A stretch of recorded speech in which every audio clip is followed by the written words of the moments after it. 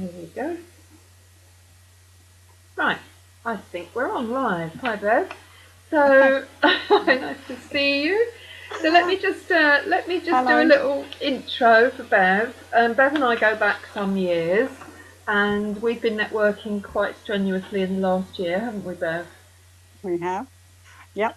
And basically, it's kind of part of a series of finding out how, for me, how people have dealt with the last year in the Hmm. light of some really quite shocking revelations that have come about since this whole thing started. But first of all, Bev, I just want to hand over to you and thank you for joining me and to ask you, a little bit about your background, perhaps how we met. I'll let you put that in, and or not at all. And what brought you up to the point in March when this, where were you as this thing broke out?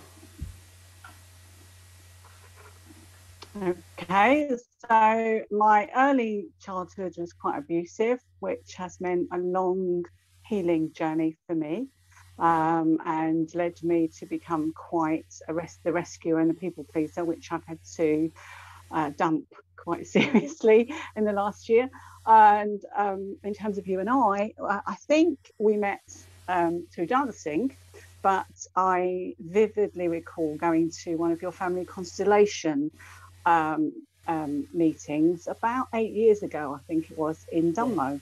And that's where I think you and I properly connected. And we've known each other since then in the dance world and various other means. We have indeed, yeah, we have indeed. Um, and the dance world is another thing altogether. That seems a lifetime away, doesn't it? Really. It does. It does. Mm. Yeah.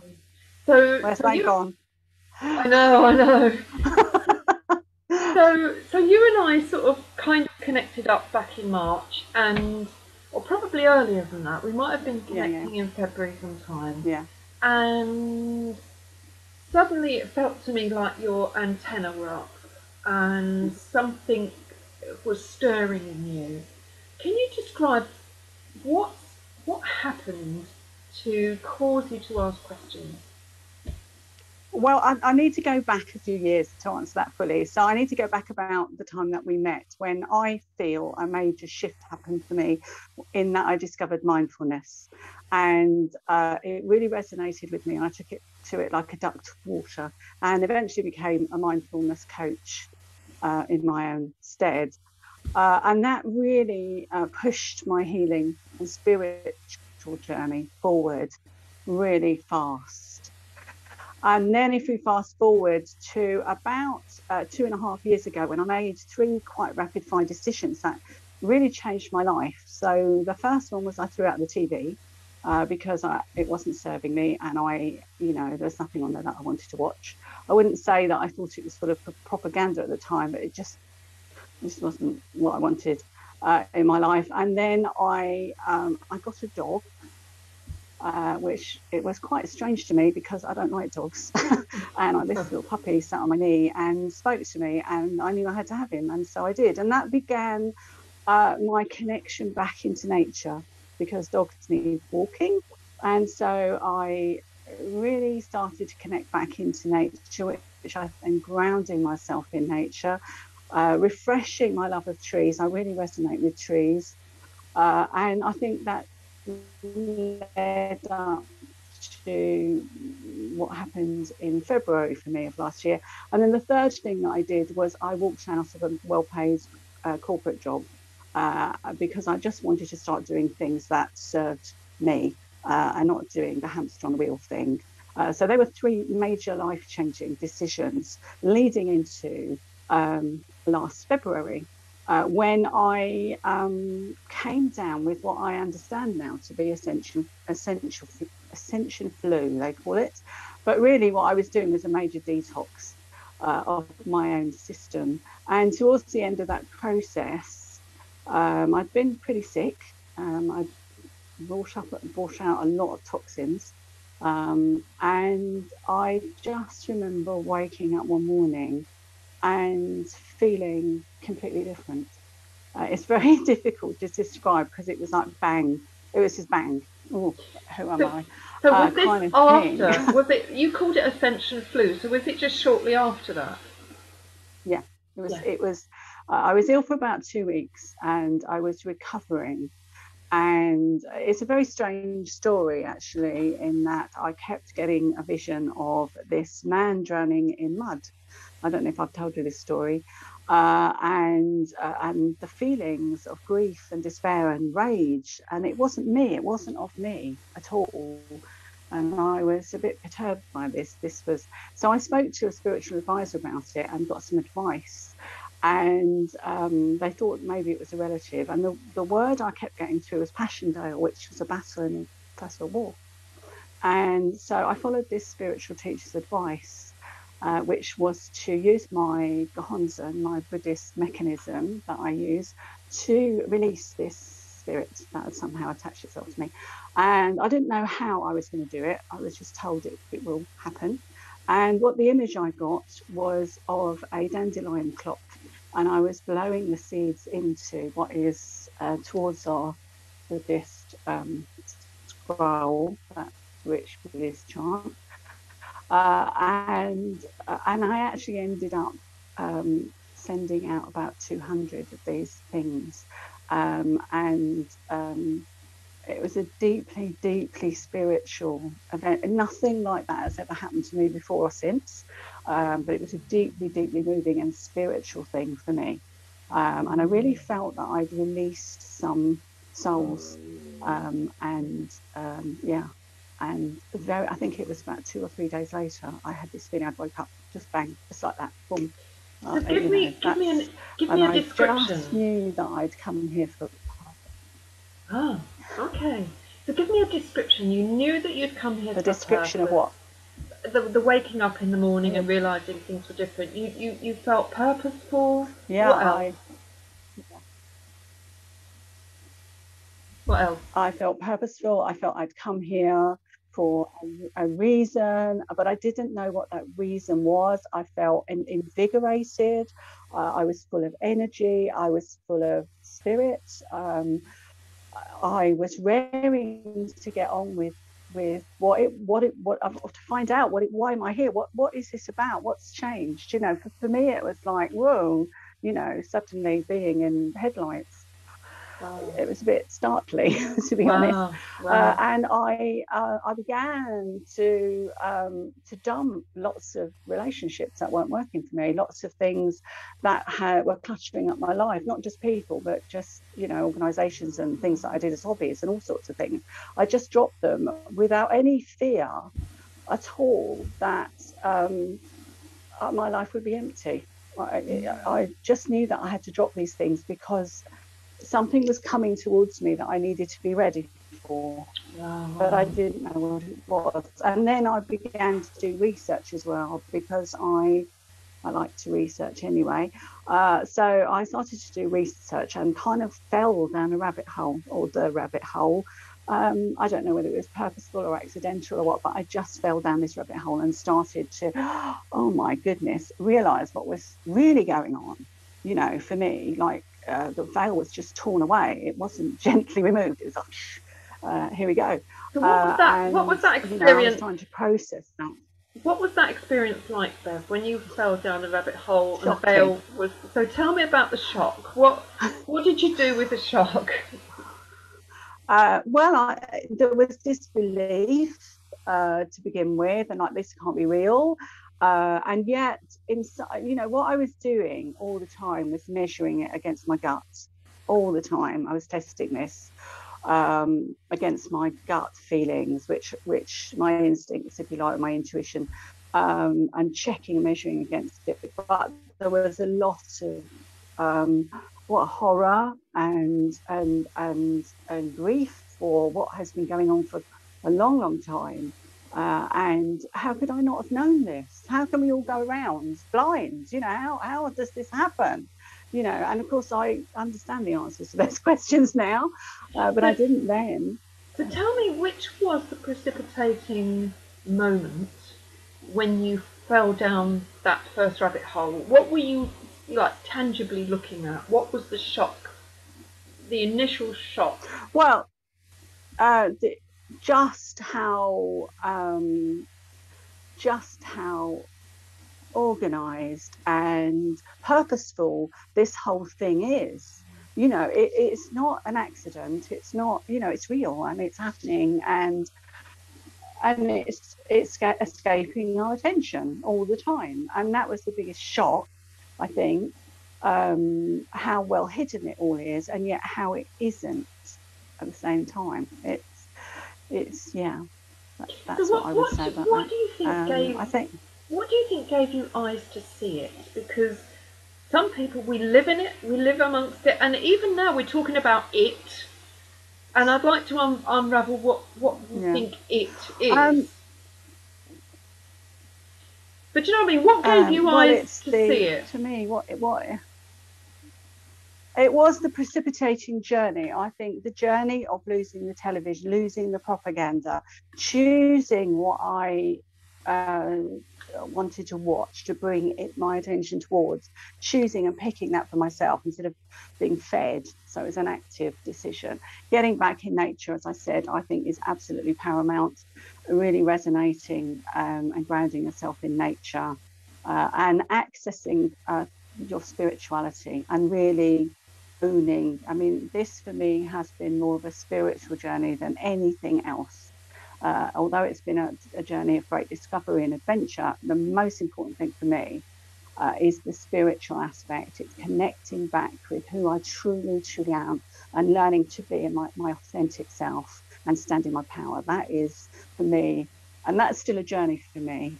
I'm still a newbie, so but I'm making great strides in all of that. And I think, yeah, I think it was those lead ups with the mindfulness and the nature and those things.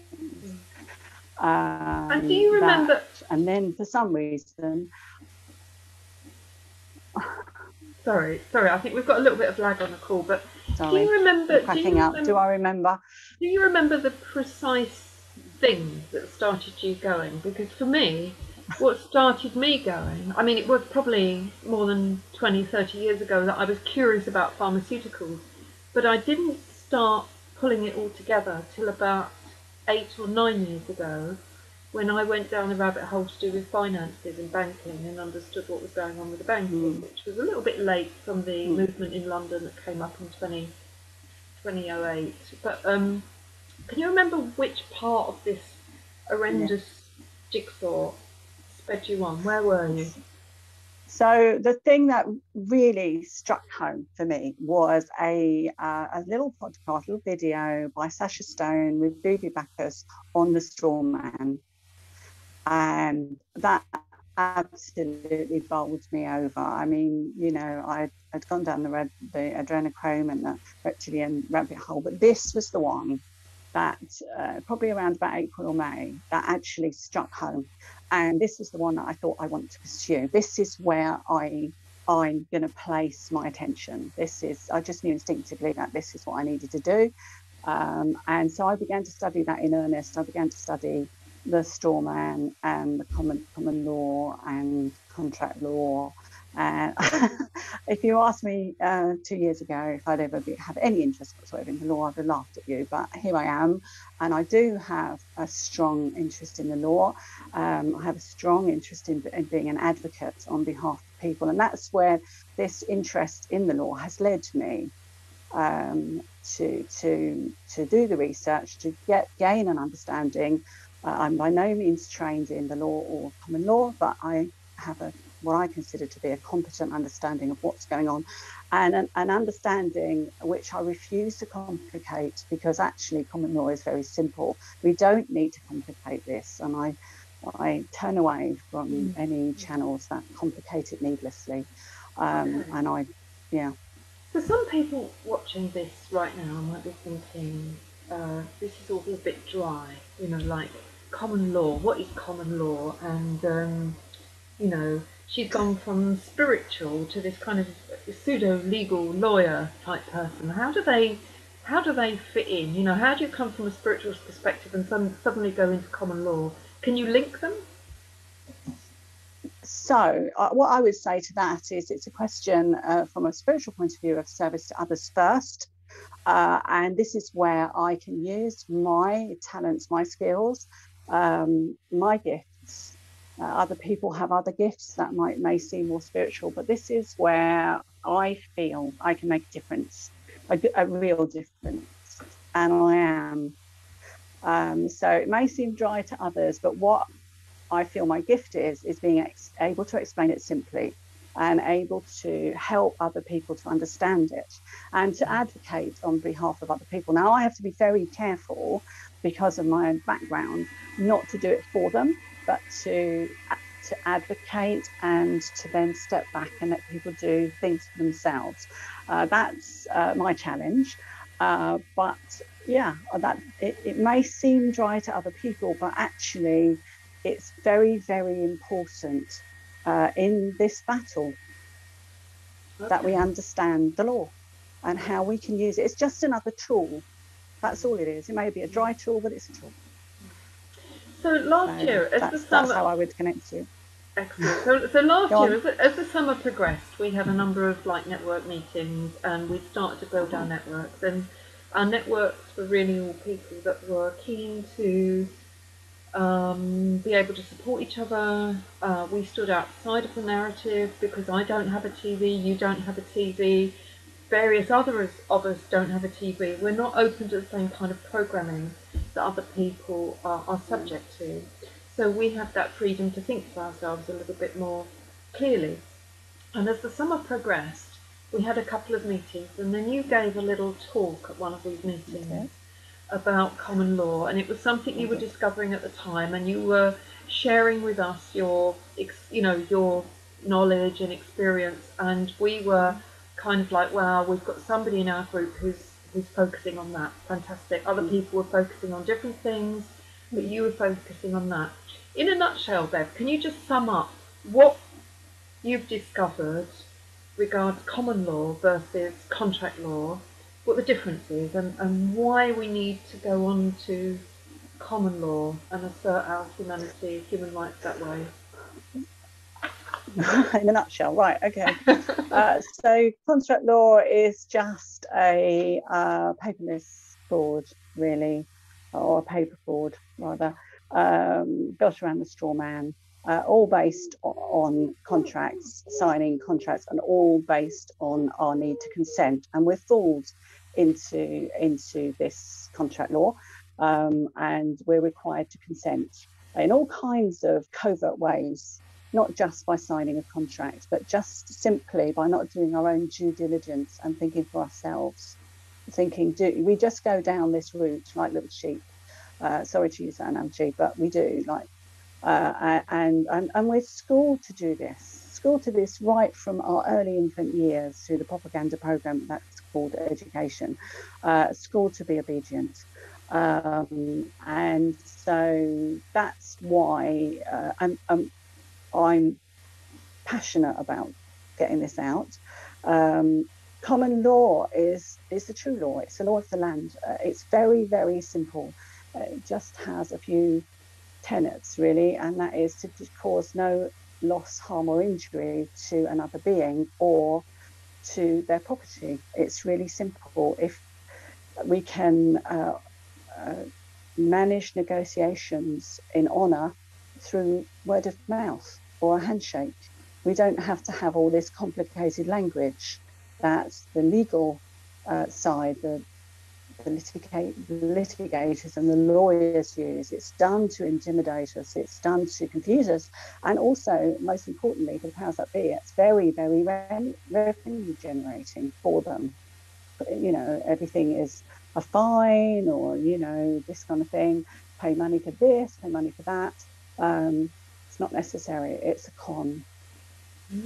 So one is very simple and one is very complicated. That's the difference. And common law has been quite successful, hasn't it? Various people are invoking their common law rights, which is the law of the land, as opposed to contract law, which is admiralty law, the law of the sea.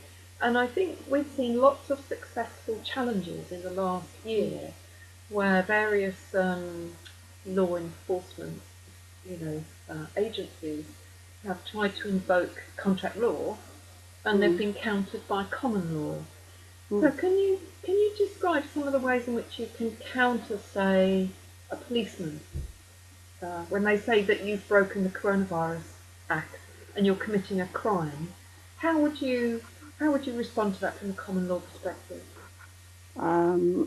Well, I would ask them by what authority they own the right to require me to do whatever it is. I would ask them which criminal law I am breaking. Um, what I tend to do is to just ask questions rather than answer questions. So that is how I would personally deal with the situation. Um, it's always very, very important to remain calm and friendly, never to be belligerent. They're looking for you to be belligerent. And if you ask questions rather than answering, you just say, I don't answer questions. But, you just sort of say to them, are you detaining me? By what authority are you detaining me? What crime have I committed? I need to tell you, officer, that should you unlawfully kidnap me and take me to a place of detention, then I have the right to the lawful right, or I may wish to take lawful redress against you for unlawful kidnap.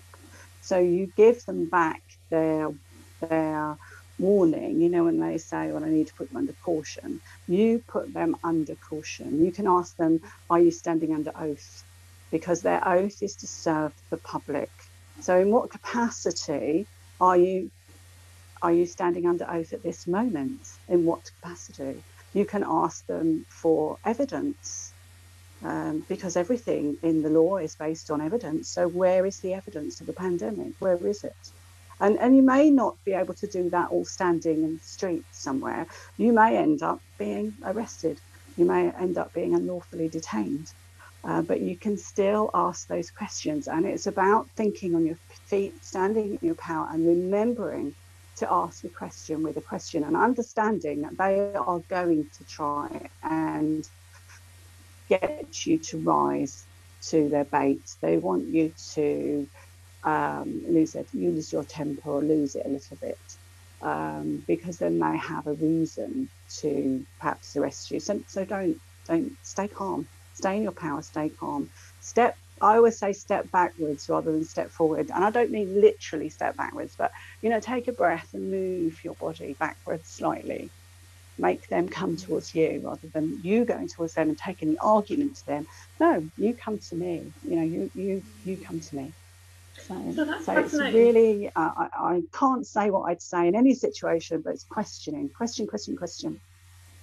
I mean, it's fascinating that it's an energy thing as well, isn't it? That like the standing in your power It is isn't energy, just isn't it? words; it's about knowing. You know what you No. are. Wouldn't you agree or not?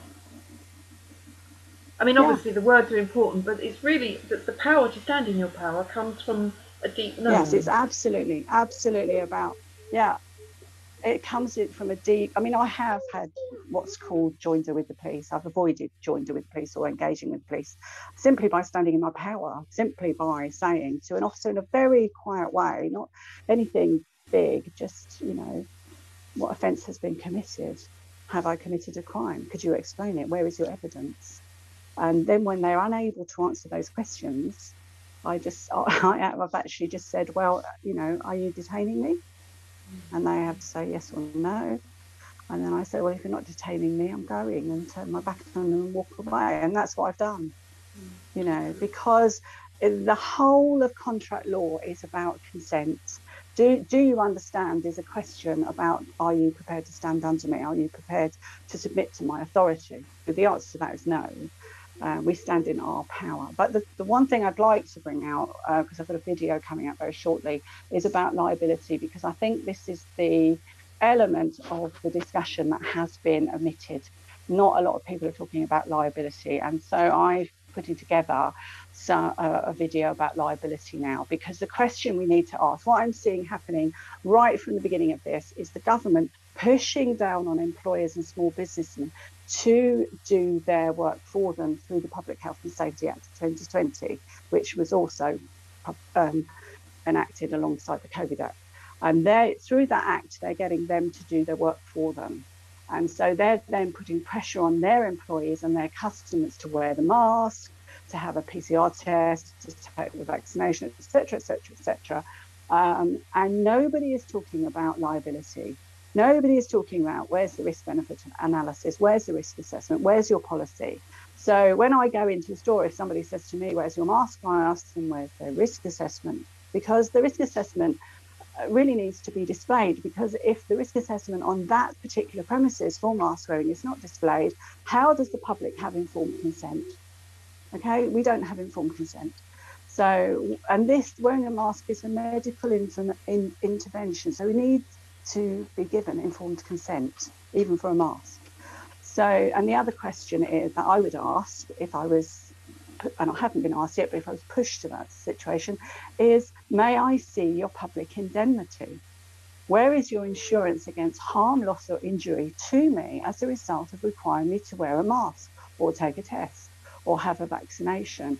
And what's happened with my knowledge of common law is I've turned that into a free advocacy service. So I have people from all over the world, emailing me. It's a trickle, it's not a stream, asking me for support and asking me for advice on how to do this. So this knowledge has now grown into a little advocacy service for people, and quite a lot of advocacy service locally, where people are asking me, my employer has said I have to get the vaccination or resign. What do I do? My children have got to go back to school and they've got to wear a mask all day. How do I deal with that? And so what I'm saying to everybody, and the thing that I'd like to get out is, ask for them, send into the government a notice of liability, make them liable.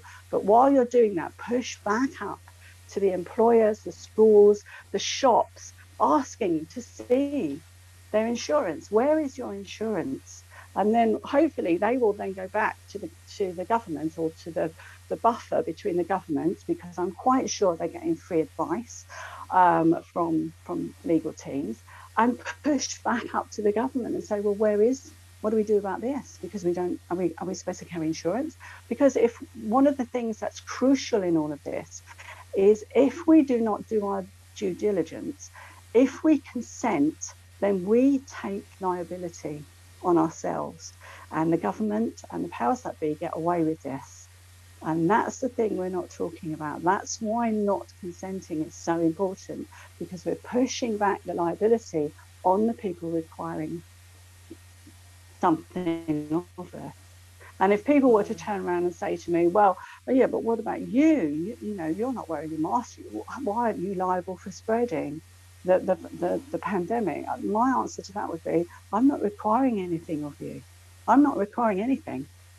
So it's the people that are requiring something of us, they need to insure themselves against harm, loss, or injury to me or to the public for that requirement. It's really, really vital, and it's not being talked about. I mean, and it's amazing, because I can't wait to hear more about this, Beth, because the thing is, if you look at the government websites, when it comes to masks in school, masks in shops, these aren't regulations, they're recommendations, all of them. They are recommendations. And yet you go into a shop, and I go into my local co-op, and it says masks are now mandatory, but they are not mandatory according to government websites. And I mean, can you confirm that? So it's all about language. It's all about legalese. So if the government was to mandate something, or say you must wear something, or we're told we must wear something, what that actually means in legalese is you may wear a mask. That's what's going on. So they're using language against us. So what needs to be said is, you shall be taken henceforth from this place to a place of execution, was what they used to say. You shall. And that's the order. Okay. But using the word must or mandate is actually saying you may. I mean, we don't know that, because we've not been taught that. So, and everything again is about consent. Any medical intervention is about consent. Anything is about consent. We consent to everything. We are the power, and we need to take that power back by simply saying no. I spoke to a couple walking past my house earlier today, in fact, who I don't know very well, but I do know them briefly, and obviously they're very, very much mask wearers and vaccinations. They've had their vax, and they said to me that they were never really restaurant goers or bar goers, and that when they do open, and I said, you do realise that if you've not had a vax, you won't be able to access these places. And they said, and I said, and I'm not having one. And they said, well, that's your choice. I said, so you think I have choice by not taking any medical procedure? I am then barred from shop. So that's a choice. Are you sure I have a choice to access these premises or not? You know, people seem so prepared to accept this mandate. Yep. You know, I mean, what's your comment about that?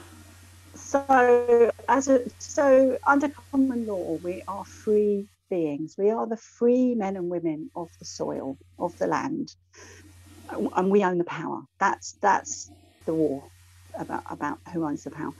And nobody has the right to mandate. No other being has the right to decide how we choose our freedoms, as long as we are not causing harm, loss, or injury. So another thing you could say to a police officer is, where's the harm? What loss has been caused? Who's injured? You know, that's because without those things, is there a property damage here? Without those things in place, nothing can be mandated.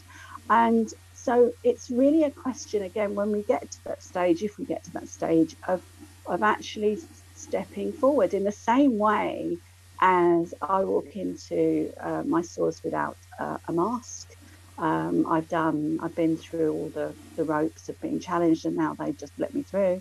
That is where I'll be going. I will find the path, and I will be going into restaurants without my mask on and eating, because I'll be invoking, if necessary, contract law under the Equality Act, and I'll be asking them, you know, what right have you got? Have you insured? Because there's a loss there.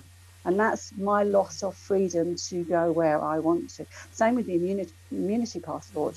There is a loss of freedom to travel around this planet.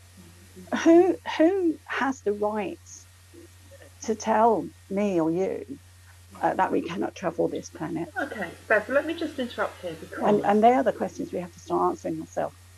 I want to say to you, and I don't believe this, but I'm going to challenge you, but there is a deadly pandemic going on. There is a deadly pandemic.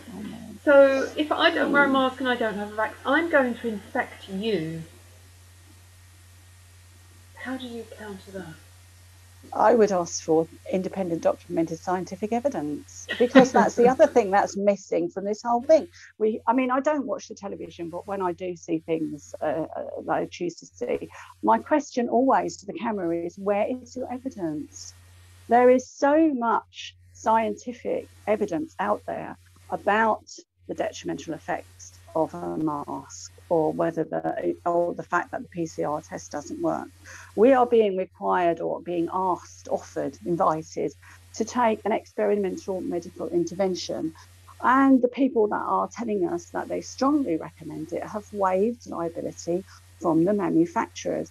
Furthermore, those very same people seem to be immune to the virus. I mean, it's really odd, isn't it, that you can go, if you're a businessman or a star or somebody who has value, like a politician, you can go abroad, you can do this, you can do that.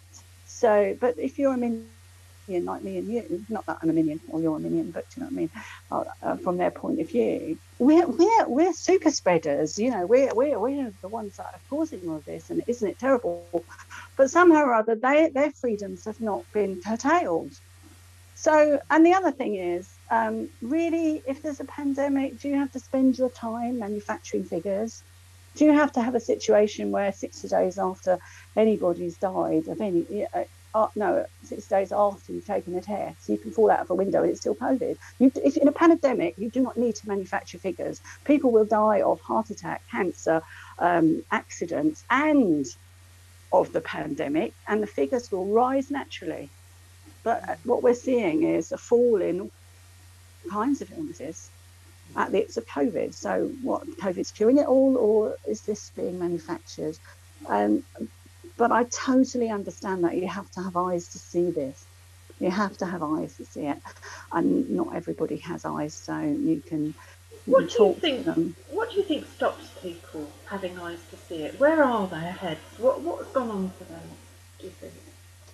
I think they're in the mind spell, under a mind spell. It's very craftily designed to take us from birth to death, and they haven't found a way out. And I think they're also choosing not to be responsible, because all of this, when you stand outside of the system, you have to be responsible for yourself and your actions. So we're not saying it's a freebie. We're saying you need to make sure that you act in honour and integrity and do not cause harm, loss, or injury to anybody else. So, and we're also saying, I think I saw a podcast this morning about the difference between a cage lion and a free lion. It's not a free lunch. You have to go out and find a way to eat and to survive. The system is very comfortable. It's very, very comfortable, but also they put us on a treadmill or a hamster wheel. So we don't even have time to think about whether we want to come off it or not. And we have to take definite steps. And I think those of us who are seeing this have taken those steps. And maybe you took yours a long time ago, and mine was much sooner. So, yeah. That's brilliant. I'd love to think that more and more people would wake up, and I hope the situation does. Yeah, let's just hope and pray. So Breaking what up happened again, then? Jenny. Yeah. Oh right. Can you hear me now? Can you hear me?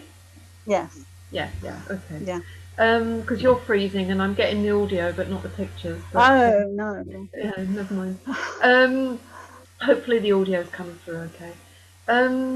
So what happened then was, in the autumn of 2020, maybe August, September, October, you started to record some videos with our friend Mick. And you started to put some information out. Okay, and this was the first time you'd ever done anything like this. You'd never been a social media person. You know, not really even had anything to say particularly.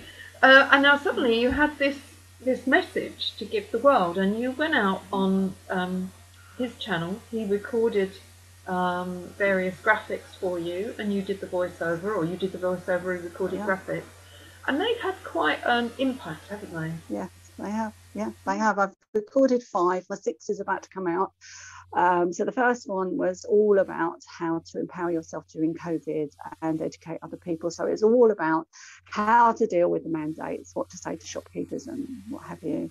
And they've moved on. I think the most watched was how your Get Out of Lockdown Free card.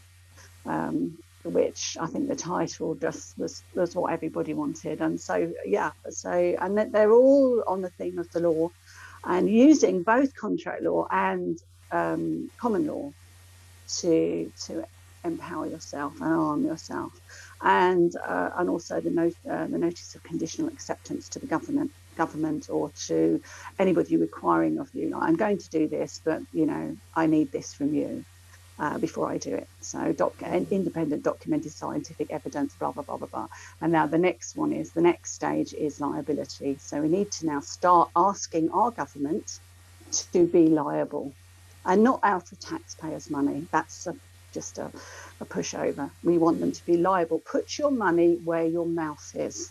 So I know that a lot of the people in the government, and I'm not saying all of them by any means, are invested heavily in the biotech world and are going to make an enormous profit.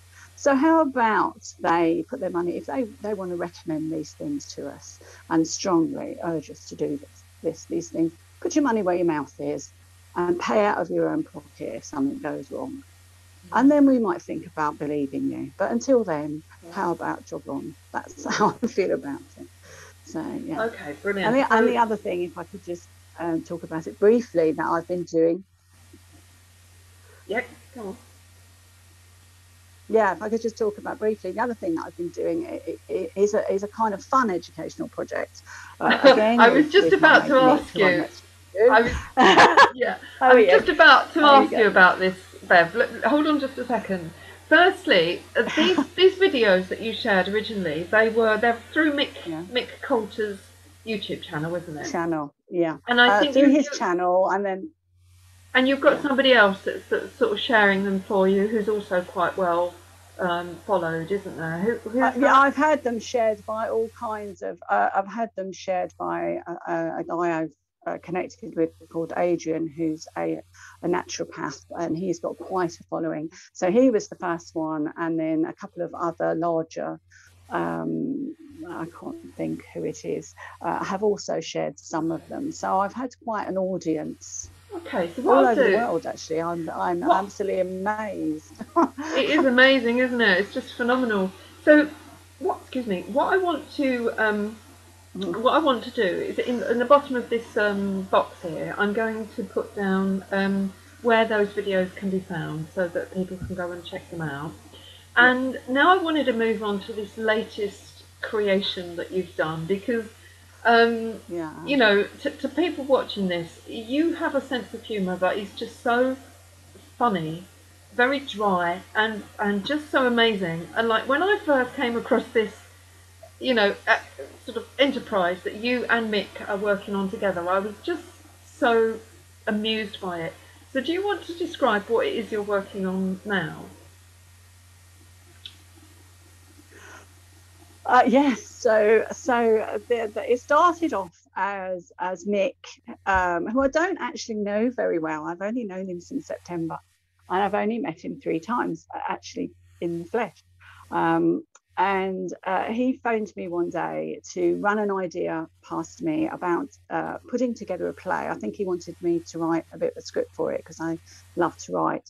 And really to educate people using humour rather than like more of a carrot than a stick, if you like, to kind of get people to see how silly some of the stuff was going on. And I think, to be frank, one of the conversations was about the government mandate that you couldn't have your partner indoors. So we were just laughing about the fact that, well, were we all going to have sex under the hedge then? I mean, what were they thinking? Is that okay then now? And it just really started off with a silly conversation like that, and then we started to think about some of the more silly things that the government were doing. And as I was listening to him, I thought to myself, this isn't a play game, this is a board game. And so I fed that back to him, and he said, do you know what, that's really funny. He said, because I passed it past my partner, and she said the same, and I passed it past my nephew, and he said the same. And I went, well, there you go. And from that conversation, we then started to work up a game, a board game. Mick and there's 3 of us now. We've actually formed a company. We're called TBM Games Limited, and we're going to launch this thing. I've had the most hysterical, funny, entertaining, busy winter. I mean, I am a grumpy bear that likes to hibernate in the winter, quite frankly. Bring on the lockdown, I don't care.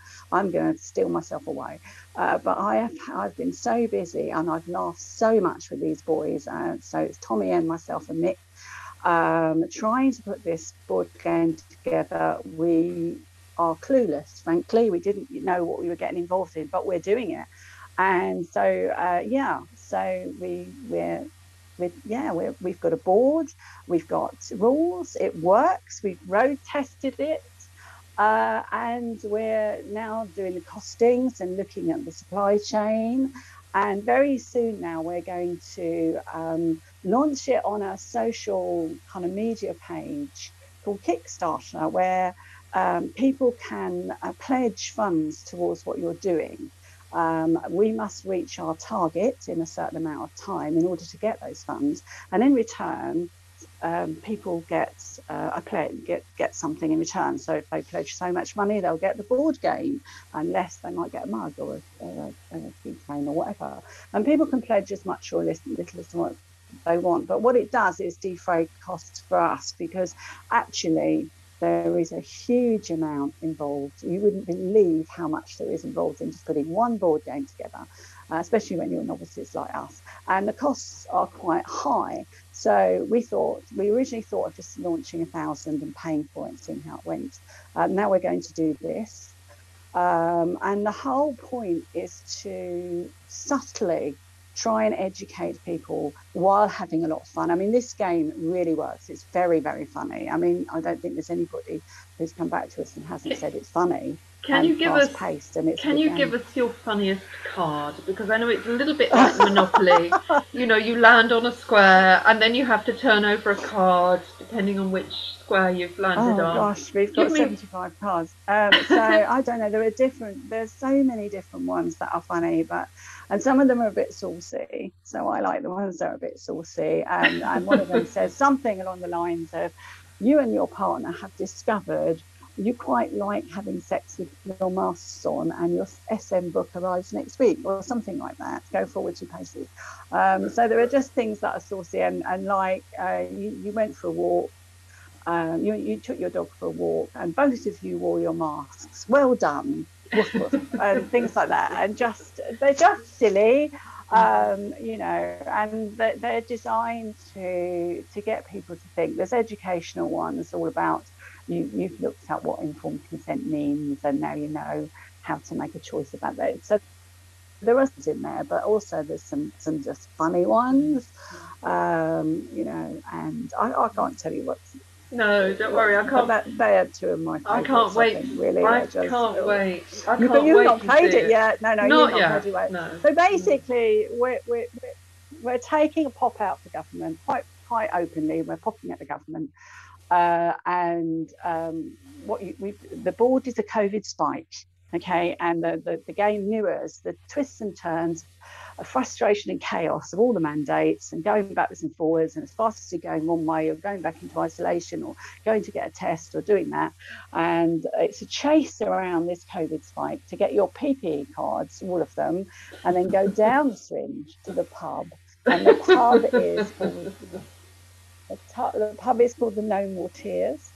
And you earn your pint of freedom. So that's really the game in a very quick nutshell. But it's very fast paced. It's no 2 games are the same. Actually, 2 people can play it, 6 people can play it. It's very family oriented.